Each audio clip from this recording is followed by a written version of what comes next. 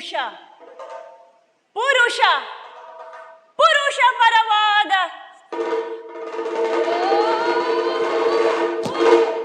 ಪುರುಷ ಪರವಾದ ಸ್ಥಾಪಿತ ಹಿತಾಸಕ್ತಿಗಳನ್ನು ಧಿಕ್ಕರಿಸುತ್ತಾ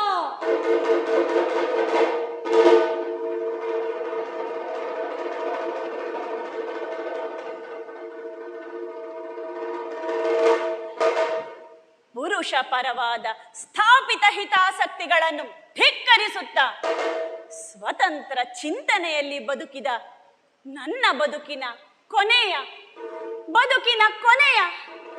ನನ್ನ ಬದುಕಿನ ಕೊನೆಯ ದಿನ ಇಂದು. ಎಲವೋ ಭೀಷ್ಮ,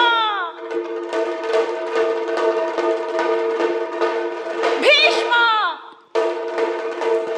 ಭೀಷ್ಮ, ಭೀಷ್ಮ, ಭೀಷ್ಮ. ವಿಜಯ,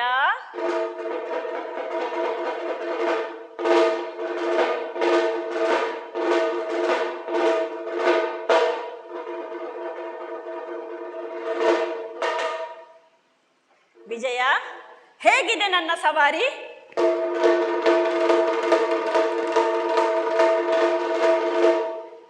ನನ್ನನ್ನು ಅರ್ಥ ಮಾಡಿಕೊಂಡವ ನೀನು ಮಾತ್ರ. ಗಾಳಿಗೆ ರೆಕ್ಕೆ ಮೂಡಿದಂತೆ ಧಾವಿಸಿದ ನಿನ್ನನ್ನು ಹಿಂಬಾಲಿಸಲಾರದೆ ಕಾವಲು ಅಶ್ವ ಆರೋಹಿಗಳು ಎಷ್ಟು ಹಿಂದೆ ಕುಳಿದರು.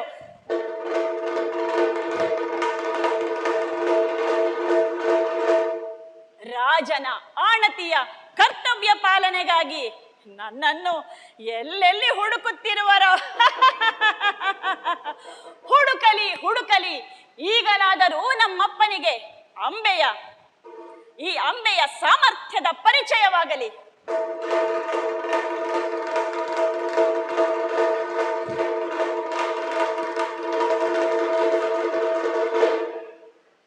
ರಾಜಕುಮಾರಿಯರು ಅಷ್ಟಿಷ್ಟು ಶಾಸ್ತ್ರಾಭ್ಯಾಸ ಮಾಡುವುದು ಇದ್ದದ್ದೇ. ಆದರೂ ನನ್ನ ಈ ಸಾಧನೆ ಅಪೂರ್ವವೇ ಸರಿ. ನಮ್ಮಪ್ಪ ಕಾಶಿರಾಜನ ಮುಂದೆ ನಮ್ಮಮ್ಮ ತಾನು ಏನೋ ಪರಿಹಾರವೇ ಇಲ್ಲದ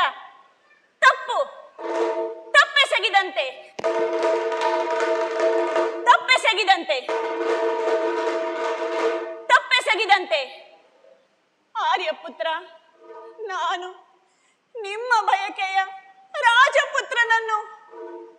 ರಾಜಕುಮಾರನನ್ನು ಗಂಡನ್ನು ಹಡೆಯದ ಮಹಾಪಾಪಿ.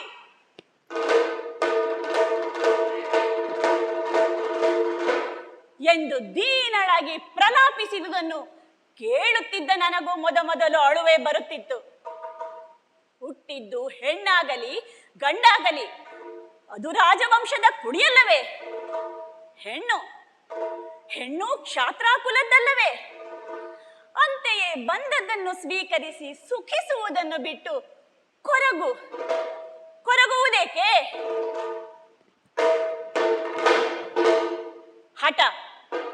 ಹಠಕ್ಕೆ ಬಿದ್ದು ಶಸ್ತ್ರಾಭ್ಯಾಸ ಮಾಡಿದೆ.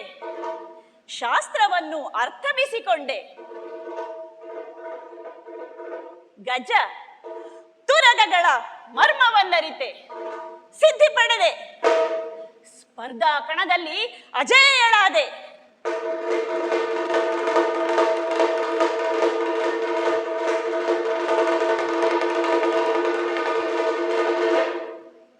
ಹೆಣ್ಣಾಗಿ ಹುಟ್ಟಿಯೂ ಹೆಣ್ಣಂತೆ ಇರದೆ ಗಂಡಾಂತರಗಳನ್ನೆಲ್ಲ ಗಂಡಾಗಿ ಮೆಟ್ಟಿ ನಿಂತೆ. ಲಜ್ಜೆ, ಸಂಕೋಚ, ಮುಗ್ಧತೆಗಳನ್ನು ಅಂಬಾಲಿಕೆಯರಿಗೆ ನೀಡಿದೆ. ದಾರ್ಷ್ಟ್ಯ ನನ್ನ ಗುಣವಾಯಿತು.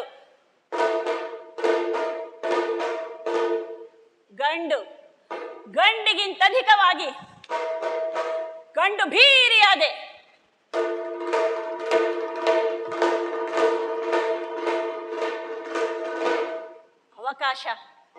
ಅವಕಾಶ ಸಿಕ್ಕಾಗಲೆಲ್ಲ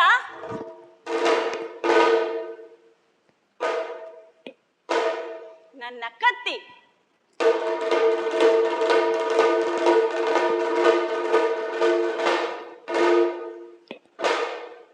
ನನ್ನ ಕತ್ತಿ ವರಸಯ್ಯ.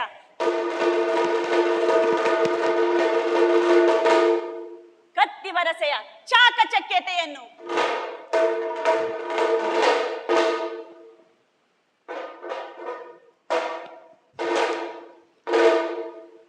ವೀರರ ಮುಂದೆ ಪ್ರದರ್ಶಿಸಿ ಕಡುಗಲಿ ಎನಿಸಿಕೊಳ್ಳುತ್ತಾ ಬಂದಿದ್ದೆ.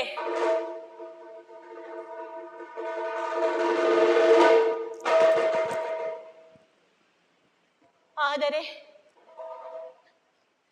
ಅದೊಂದು ದಿನ ಛೇದಿಯ ದೊರೆ ಸಾಲ್ವಾ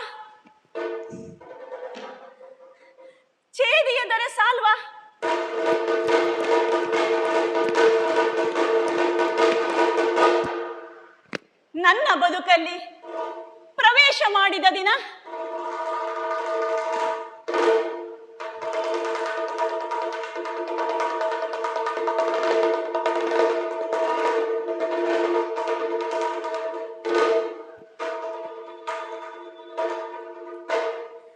ದೈಹಿಕವಾಗಿ ಅಷ್ಟೇ ನಾನು ಹೆಣ್ಣು ಎನ್ನುವ ಆತ್ಮ ನನ್ನ ಆತ್ಮ ಪ್ರತ್ಯಯವನ್ನೇ ಬದಲಾಯಿಸಿದ ದಿನ.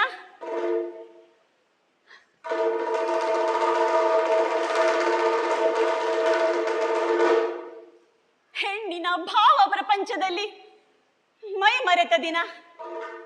ಹೆಣ್ಣಿನ ದಿನ, ನನ್ನ ದಿನ. ಹೆಣ್ಣಿನ ದಿನ, ನನ್ನ ದಿನ.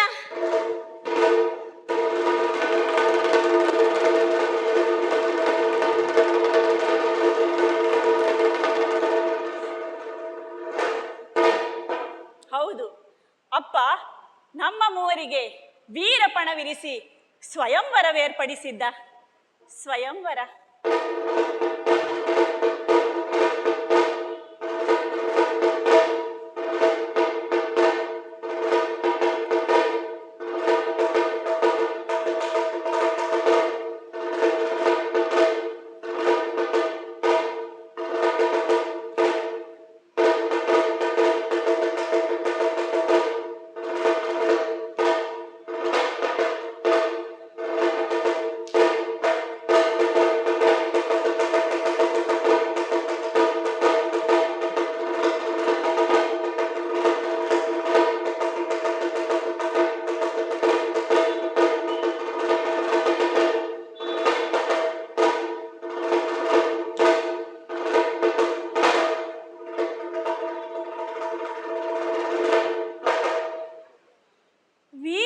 ವೀರನ ಮಡದಿಯಾಗುವುದೆಂದರೆ ನನಗೂ ಇಷ್ಟವೇ. ಮದುವೆ ಮದುವೆ ಮದುವೆ ಆ ಬಳಿಕ ಎಂದೆಲ್ಲ ಕನಸು ಕಾಣುವ ದಿನಗಳು ಅವು ಆಗಿದ್ದರು. ನಾನು ಮಾತ್ರ ಆ ವಿಷಯದಲ್ಲಿ ಭಾವಶೂನ್ಯಳಾಗಿದ್ದೆ.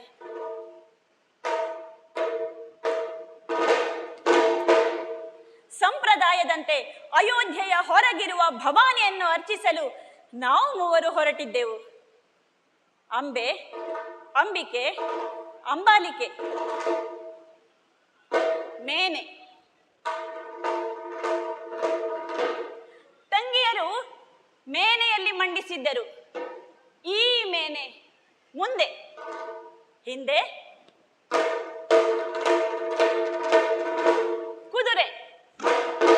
ಕುದುರೆಯ ಮೇಲೆ ನಾನು.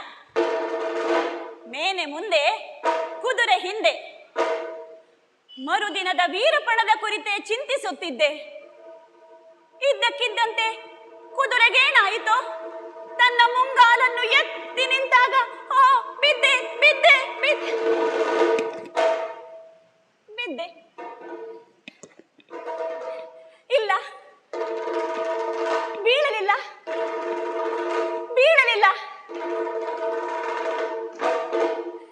ಎರಡು ತೋಳುಗಳಿಂದ ಮಗುವನ್ನು ಎತ್ತಿ ಹಿಡಿದಂತೆ ನಾನಿದ್ದೆ. ಭಯ ದೂರಾಗಲು ಮುಚ್ಚಿದ್ದ ಕಣ್ಣುಗಳನ್ನು ತೆರೆದಿದ್ದೆ. ಕಾಣಿಸಿದ್ದು ಚಿಗುರು ಮೀಸೆಯ ಸುಂದರ ಶರೀರದ ಯುವಕನೊಬ್ಬ ನನ್ನನ್ನು ತನ್ನೆರಡೂ ಬಲಿಷ್ಠವಾದ ತೋಳುಗಳಿಂದ ಎತ್ತಿ ತೂಗುತ್ತಿರುವುದನ್ನು, ಇದುವರೆಗೂ ಯಾರ ಅವಲಂಬನೆಗೂ ಒಳಪಡದ ನನಗೆ ಇದೀಗ ಯಾರೋ ಒಬ್ಬ ಅಪರಿಚಿತ ಪಥಿಕ ಪುರುಷನಿಂದ ರಕ್ಷಿಸಲ್ಪಟ್ಟದ್ದು ಹಿತವೆನಿಸದೆ ಹೇಳಿದ್ದೆ, ಬಿಡಿ ಬಿಡಿ ನನ್ನನ್ನು. ಆಗ ಅವ ನಕ್ಕಿದ್ದು, ನಕ್ಕು ನುಡಿದದ್ದು ಈಗಲೂ ನೆನಪಿದೆ.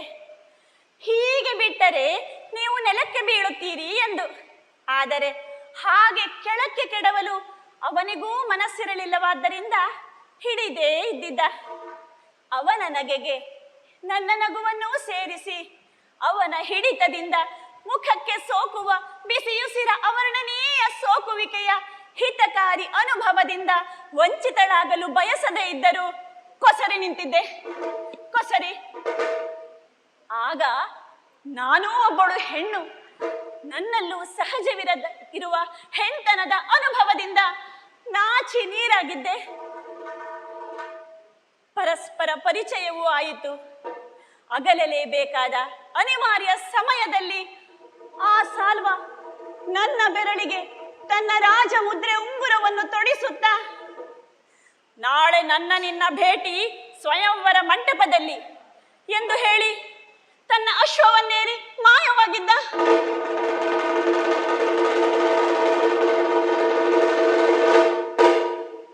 ಕೆಲವೇ ಸಮಯದಲ್ಲಿ ನಡೆದು ಹೋದ ಈ ಘಟನೆ ನಾನು ಹೆಣ್ಣಾಗಿ ಸ್ವಯಂವರವನ್ನು ಸ್ವಾಗತಿಸಲು ನನ್ನನ್ನು ಸಿದ್ಧಳನ್ನಾಗಿಸಿತ್ತು. ಎಲ್ಲ ನಿಜ. ನಾವು ಎಣಿಸಿದಂತೆ ಎಲ್ಲವೂ ನಡೆದರೆ ನಮಗೆ ಇದಿರಾರು? ಸಾಲ್ವ. ಸಾಲ್ವನೇನೋ ಬಂದ, ಇದಿರಾದವರನ್ನೆಲ್ಲ ಖಡ್ಗ ಯುದ್ಧದಲ್ಲಿ ಸೋಲಿಸಿ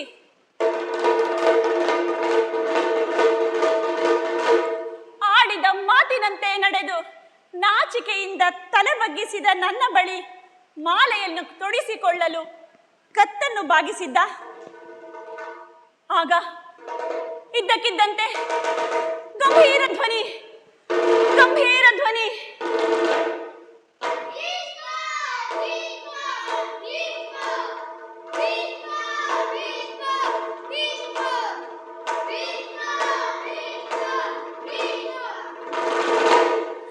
ಗಂಭೀರ ಧ್ವನಿ, ಗಂಭೀರ ಧ್ವನಿಯೊಂದು ಮೊಳಗಿತ್ತು. ನಾನು ಭೀಷ್ಮ, ಏರಿ ನನ್ನ ರಥವನ್ನು, ತಡೆಯುವವರು ಇದ್ದರೆ ಪ್ರತಿಭಟಿಸಿ.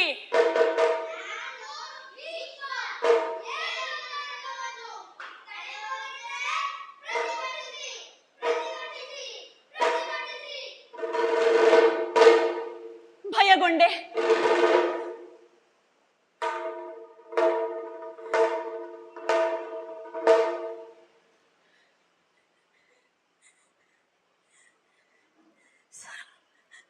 ಸಾಲ್ವ, ಭೀಷ್ಮ, ಸಾಲ್ವ, ಭೀಷ್ಮ, ಕತ್ತಿ ಕತ್ತಿ ಕತ್ತಿ ಕತ್ತಿ ಕತ್ತಿ ಕತ್ತಿ ಕತ್ತಿ.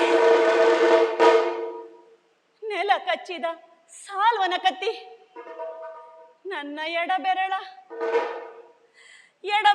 ಉಂಗುರ, ವೀರಪಣ, ನಿರುಪಾಯ, ನಿರುಪಾಯ. ನಾ ಕುದುರೆ ಅಲ್ಲಲ್ಲ, ರಥವನ್ನೇರಿದೆ. ಕುದುರೆ ಅಲ್ಲ, ರಥವನ್ನೇರಿದೆ.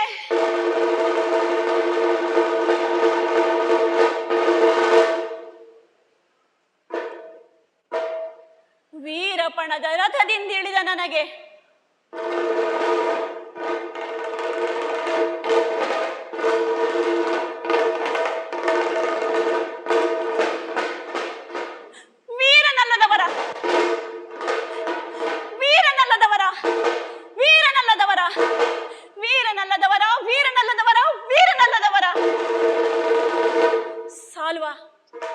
ಸಾಲ್ವನಿಲ್ಲ, ವೀರನಿಲ್ಲ. ಎಂಥ ವಿಪರ್ಯವಿದು, ಎಂಥ ವಿಪರ್ಯ! ಕಣಕ್ಕಿಳಿಯದ, ಸೆಣಸದ ಹೇಡಿಗೆ ವಧುವಾಗಬೇಕೆ? ಹೆಣ್ಣಿಗೆ ಹೆಣ್ಣಿಗಾಗಿಯೇ ಈ ನ್ಯಾಯವೇ?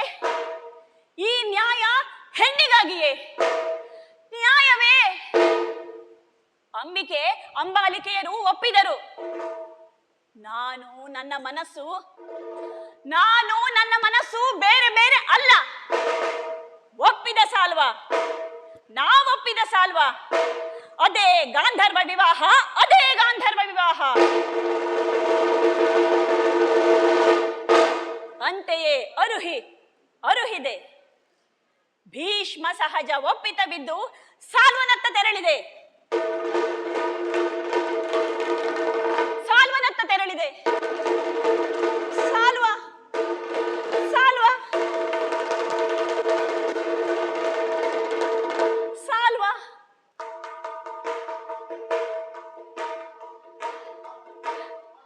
ಆರ್ಯಪುತ್ರ, ನಾನು ನಿಮ್ಮ ಅಂಬೆ.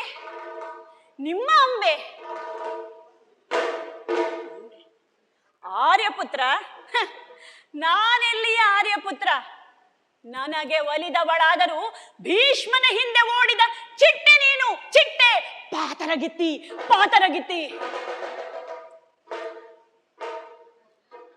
ಹಾಗನ್ನದಿರು ಪ್ರಿಯಕರ, ಹಾಗನ್ನದಿರು. ನಾನು ಹಿಂದೆ ಹೇಗೆಯೋ ಇಂದು ಹಾಗೆ.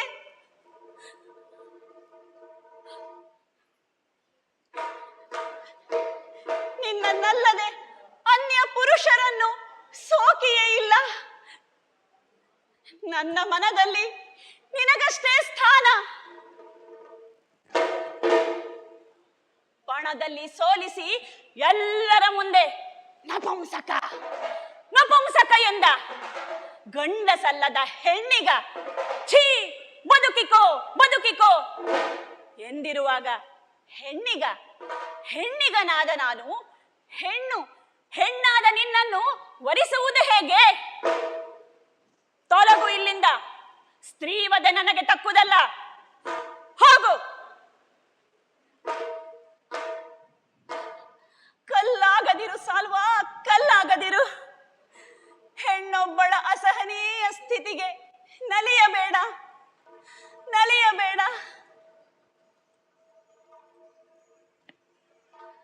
ಇನ್ನೂ ಕಾಠಿಣ್ಯವೇ ಬೇಡ ಸಾಲ್ವ.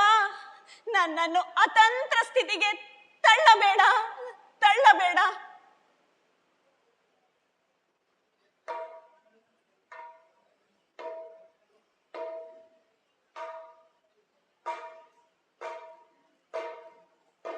ಅವನು ಶಿಲಾಮೂರ್ತಿ.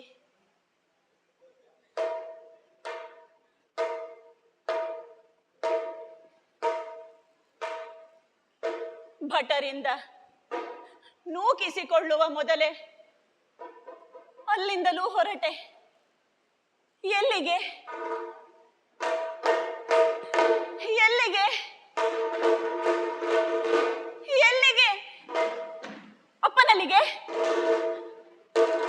ಅಪ್ಪನಲ್ಲಿಗೆ. ಅಪ್ಪ, ಯಾವ ಶಬ್ದಗಳ ಆಡಿ ಆಶ್ರಯ ಪಡೆಯಲಿ? ಮತ್ತು ಹೇಯ.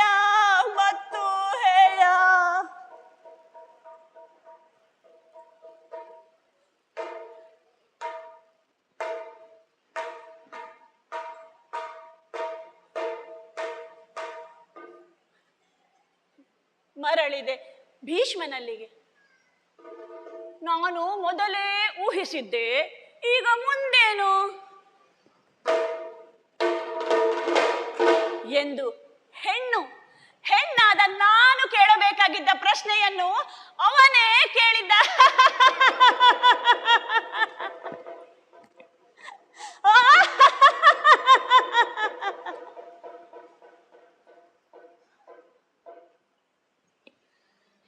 ನೀನು ಜ್ಞಾನಿ, ಶಾಸ್ತ್ರವಿದ್ಯಾ ನಿಪುಣ, ನಿರ್ಣೀತನಿರುವ ನೀನೇ ಇಷ್ಟಕ್ಕೆಲ್ಲ ಕಾರಣ.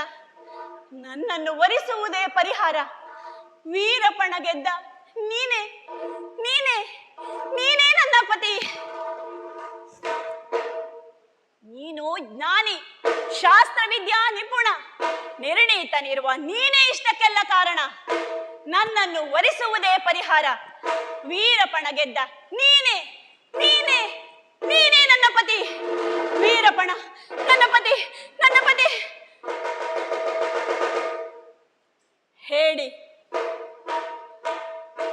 ತಮ್ಮನನ್ನು ವಲ್ಲದ ನನಗೆ ತನ್ನ ಅಮ್ಮನ ಸೇವೆಯ ಭಾಗ್ಯ ತೋರಿದ್ದ. ಸೇವೆ ಸೇವೆ ದಾಸ್ಯಕ್ಕೆ ಪರ್ಯಾಯ ಪದ ಸೇವೆ. ಧಿಕ್ಕರಿಸಿದ ನಾನು. ಸರ್ವತಂತ್ರ ಸ್ವತಂತ್ರಳೆ.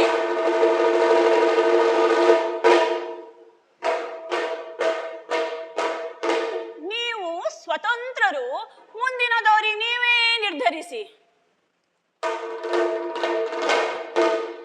ಎಂದು ಹೇಳಲು ಇವರಾರು? ಪುರುಷ ಪರ ಪ್ರಧಾನ ಸಮಾಜದ ಸನ್ನಡತೆಯೇ ಇದು? ಒಪ್ಪುವಂಥದ್ದೇ.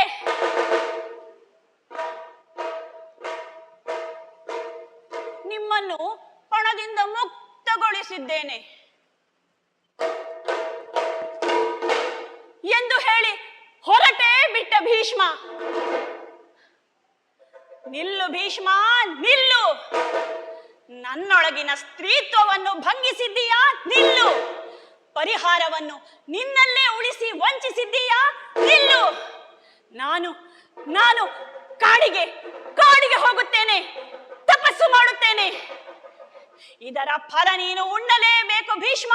ನಿಲ್ಲು. ಮೃತ್ಯು ಮೃತ್ಯುವಾಗಿ ಬರುತ್ತೇನೆ ಭೀಷ್ಮ. ನಿಲ್ಲು ನಿಲ್ಲು ನಿಲ್ಲು.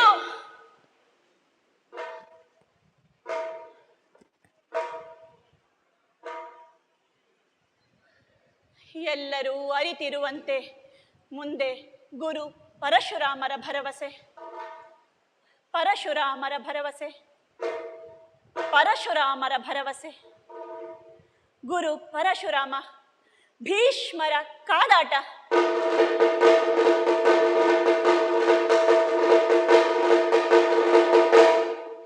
ಗುರುವಿನ ನಿವೃತ್ತಿ ಅದು ಭೀಷ್ಮನಿಗೆ ವರ.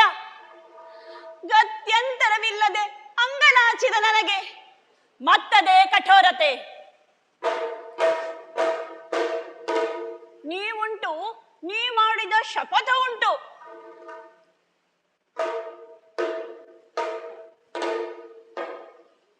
ಮುಂದೆ ಉಳಿದುದು ಒಂದೇ ದಾರಿ, ನಿಷ್ಕಾಮ ತಪಃ, ನಿಷ್ಕಾಮ ತಪಃ, ತಪಃ.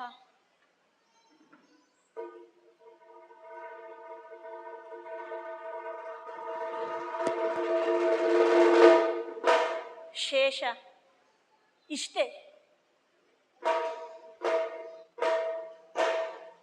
ನನ್ನ ಬದುಕಿನ ಕೊನೆಯ ಕ್ಷಣಗಳನ್ನು ಬದುಕುವುದು, ನನ್ನ ಬದುಕಿನ ಕ್ಷಣಗಳನ್ನು ಬದುಕುವುದು, ಬದುಕಿನ ಕ್ಷಣಗಳನ್ನು ಬದುಕುವುದು. ಈ ದಿನ ಈ ದಿನ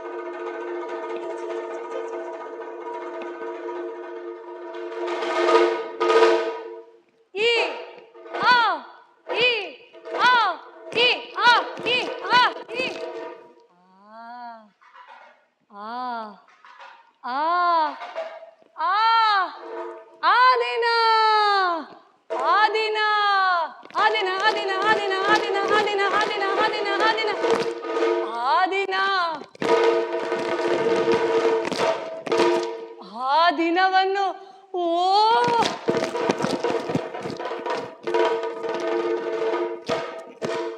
ಆ ದಿನವನ್ನು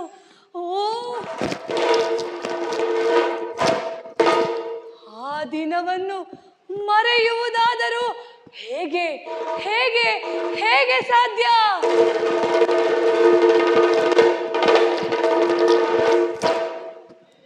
ಏನು ಅರಿಯದ ಅಪ್ಪಟ ಕಾಡ ಹೆಣ್ಣು, ಕಾಡ ಹೆಣ್ಣು.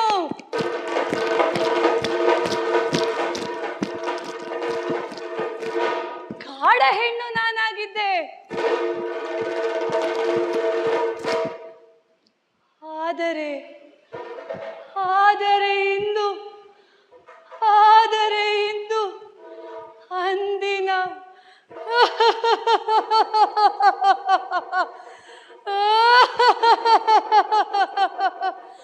ಅಂದಿನ ಆ ಘಟನೆಯನ್ನು ನೆನೆಯುವುದು ನೆನೆಯುವುದಷ್ಟೇ. ಹಬ್ಬ ಹಬ್ಬ ಹಬ್ಬ ಹಬ್ಬ ಹಬ್ಬ ಹಬ್ಬ ಹಬ್ಬ ಹಬ್ಬ ಹಬ್ಬ.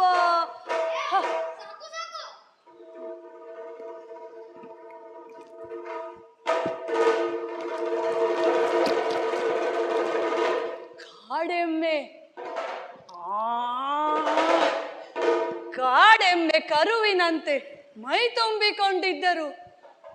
ಅಮ್ಮ ಅಮ್ಮ ಅಮ್ಮನ ಕೈಗೂ ಸಾಗಿರದ ಅಮ್ಮನ ಕೈಗೂ ಸಾಗಿರದ ನಾನು ಭಾವಶೂನ್ಯಳಾಗಿದ್ದೆ.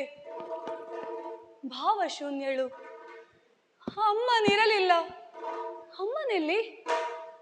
ನಾ ಹುಟ್ಟಿದ ಕೆಲವೇ ದಿನಗಳಲ್ಲಿ ನನ್ನನ್ನು ಅಗಲಿದ್ದಳು.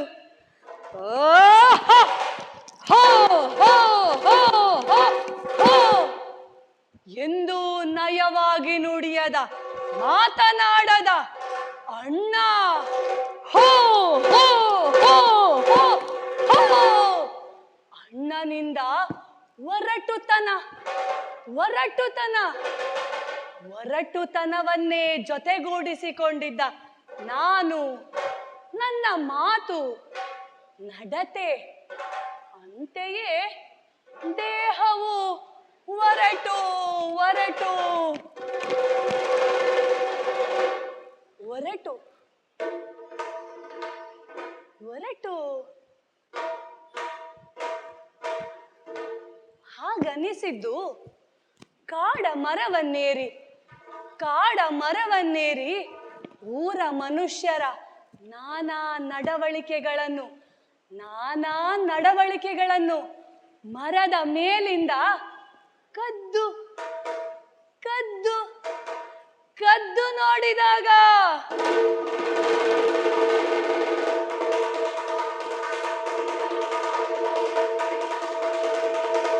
ಹಾಗಂತ ನಮ್ಮ ಬಗ್ಗೆ ನನಗೆ ಹೇಸಿಗೆ ಎಂದೇನೂ ಇಲ್ಲ. ಕಾಡಿಗೆ ತಕ್ಕ ರೀತಿ, ಕಾಡ ರೀತಿ ನಮ್ಮದು. ಒರಟೆಂತದು